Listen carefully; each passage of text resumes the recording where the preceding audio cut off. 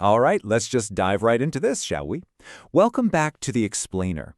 I am absolutely thrilled to be your guide today because we are essentially putting on our detective hats. We are stepping way out of the modern world and journeying way back into the ancient early Iron Age to investigate a really fascinating era, the Israelite settlement and the period of the Judges.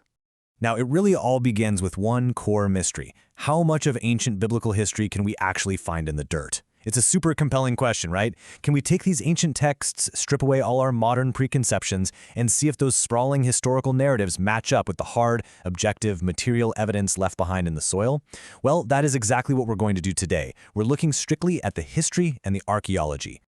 What's really fascinating here is that to find the beginnings of ancient Israel, we actually have to look at an Egyptian monument. Right here is the text from the Merneptah stele. So around 1205 BC, Pharaoh Merneptah launched an expedition, basically a giant raid, up into Canaan. And thankfully for us historians, he felt this intense need to brag about it on a massive stone slab. This gives us our macro view, because right here in this text is the very first definitive, recorded mention of a people called Israel existing in Canaan. Merneptah definitely had a flair for the dramatic. He declares, Israel is desolated, but her seed is not. He's using some pretty intense hyperbole here. He didn't actually wipe them out or destroy their entire agricultural base. Honestly, he probably just ran over a few Israelite farmers with his chariots. But listen, the absolutely crucial point is that this single, boastful line forces even the most critical scholars to logically accept a massive historical fact. The Israelites definitively existed as a distinct people in Canaan by 1205 BC.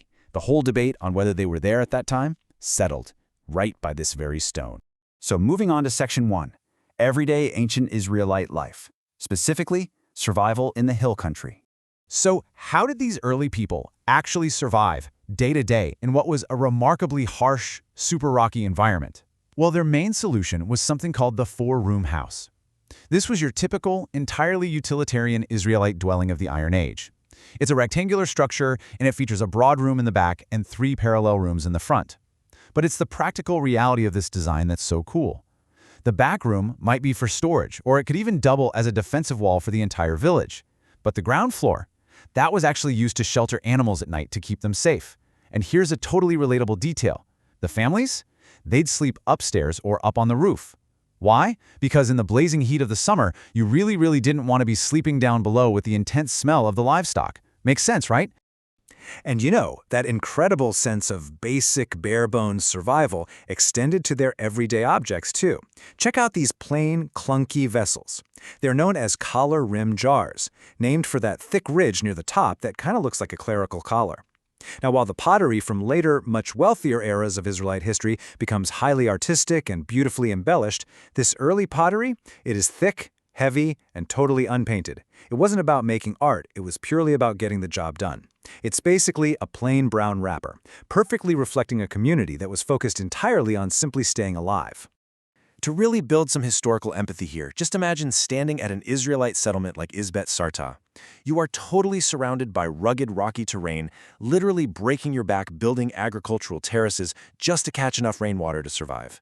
But then, you look down to the west, maybe just a mile or so away, and you see the lush, beautifully well-watered coastal plains, and those are controlled by the Philistines. You can instantly understand the intense envy, right? That deep psychological divide between the haves and the have-nots completely defined this era. All right, Section 2, the unique book of Judges, an honest anti-conquest record. Now, we're examining the Book of Judges here not as a religious document, but as an incredibly rare and frankly shockingly honest military record of the early Iron Age. Scholars actually recognize its opening as an analytic military report, one that even parallels the language of contemporary Assyrian kings like Tiglath-Pileser I. But what makes it truly unique in the ancient Near East is its astonishing honesty. I mean, unlike the boastful, totally flawless political propaganda of neighboring kingdoms, where, kings miraculously never lose a battle, Judges acts as an anti-conquest account. It blatantly admits to lands that the Israelites completely failed to conquer, like those coastal plains we just talked about. It exposes their shameful military and moral failures, it's sobering, it's judgmental, and it is entirely unique for its time. And let's look at how this builds into the famous, totally repetitive historical cycle of the era that's laid out right here. It always starts with a period of peace. Then, that's followed by sin, or basically societal breakdown, which predictably leads to punishment by an oppressing neighbor. So the people cry for help, a charismatic military leader or judge is raised up, and they achieve deliverance. And then, the whole cycle just repeats itself. And as you read through the historical account, this cycle gets more and more depressing, eventually spiraling completely out of control into just an all-out civil war. That brings us to Section 3, Archaeology Meets Biblical Storytelling, Case Studies from the Dirt. Okay, now let's actually overlay these ancient texts directly onto the archaeological discoveries through a few really fun case studies. Our first one starts with a genuine mystery. Where in the world is the ancient Canaanite city of Debir? The text says it was conquered by the first judge, Othniel, and it specifically notes it was located in the hill country and had upper and lower springs. This story is a perfect example of how archaeology is a wonderfully active, constantly evolving science that actually embraces its own fallibility. So William Foxwell Albright was basically an absolute titan in the field of biblical archaeology. I mean, a real legend. He argued vehemently that Debir was at a site called Tel Beit Mirsam, and he relied pretty heavily on his immense academic prestige to silence any doubters, even though his site was way too far west to actually match the text. But then in the late 1960s, Israeli archaeologist Moshe Kokavi excavated a site that was actually up in the hill country, a place called Hirbet Rabwood. And guess what? He found the actual two springs mentioned in the ancient text, right alongside the perfect occupational history. It's just a brilliant reminder that even the absolute biggest authority figures can be proven wrong by the dirt. Our second case study brings us to the visceral reality of Eglon's palace. The historical account of Ehud and Eglon is incredibly earthy. Seriously, it's wild. Ehud, who was a left-handed Israelite assassin, manages to score a private audience with Eglon, the very portly king of Moab, who was oppressing Israel from a palace down in Jericho. Because he was left-handed, Ehud hit his sword on his right thigh, which totally bypassed the guard's normal checks, and he successfully assassinated the king. Now, the architectural outline of a typical Beit Helleni palace, which is the exact style discovered at Jericho, reveals something so fascinating. The text contains this visceral, frankly kind of gross detail about exactly how Ehud escaped. He obviously couldn't go back out the front doors because the king's guards were literally standing right there, so the Hebrew text indicates that he made a very crude escape. He actually climbed down through the privy. Yes, the palace toilet. It's an incredibly earthy, highly realistic detail that perfectly matches the physical plumbing and architecture of these ancient palaces. You simply just don't make that kind of detail up. Finally, we reach our third case study, which is really the climax of the era, Samson and the Philistines. Now, we've all heard the famous account of Samson being captured, taken to the Philistine temple at Gaza, and ultimately bringing the massive structure down on his enemies by pushing apart its two central roof pillars. But for centuries, critics wondered, hey, could a building like that even exist?